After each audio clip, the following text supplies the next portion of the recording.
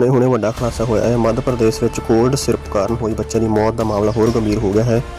ਗ੍ਰਿਫਤਾਰ ਹੋਏ ਡਾਕਟਰ ਪ੍ਰਵੀਨ ਸੋਨੀ ਨੇ ਪੁਲਿਸ ਨੂੰ ਦੱਸਿਆ ਉਹਨਾਂ ਨੂੰ ਇਹ ਸਿਰਪ ਲਿਖਣ ਲਈ ਕੰਪਨੀ ਵੱਲੋਂ 10% ਕਮਿਸ਼ਨ ਮਿਲਦਾ ਸੀ। ਇਹ ਦਵਾਈ ਨੇ ਕਈ ਮਾਸੂਮ ਬੱਚਿਆਂ ਦੀ ਜ਼ਿੰਦਗੀ ਲੈ ਲਈ ਤੇ ਡਾਕਟਰ ਨੇ ਪੈਸੇ ਲਈ ਲਿਖੀ ਇਹ ਦਵਾਈ। ਕੋਲਡ ਕਫ ਸਿਰਪ ਨਾਲ ਹੋਈਆਂ ਬੱਚਿਆਂ ਦੀਆਂ ਮੌਤਾਂ ਦੇ ਮਾਮਲੇ ਵਿੱਚ ਪੁਲਿਸ ਨੇ ਅਦਾਲਤ ਅੱਗੇ ਇਹ ਵੱਡਾ ਖੁਲਾਸਾ ਕੀਤਾ ਕਿ ਪੁਲਿਸ ਅਨੁਸਾਰ ਡਾਕਟਰ ਪ੍ਰਵੀਨ ਸੋਨੀ ਨੇ ਪੁੱਛਗਿੱਛ ਦੌਰਾਨ ਦੱਸਿਆ ਕਿ ਉਸਨੇ ਦਵਾਈਆਂ ਲਿਖਣ ਦੇ ਲਈ ਦਵਾਈ ਕੰਪਨੀ ਵੱਲੋਂ 10% ਕਮਿਸ਼ਨ ਮਿਲਦਾ ਸੀ।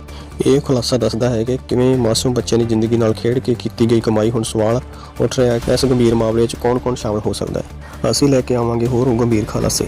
ਆਵਾਜ਼ 80 ਨੈਟਵਰਕ ਨੂੰ ਸਬਸਕ੍ਰਾਈਬ ਕਰੋ।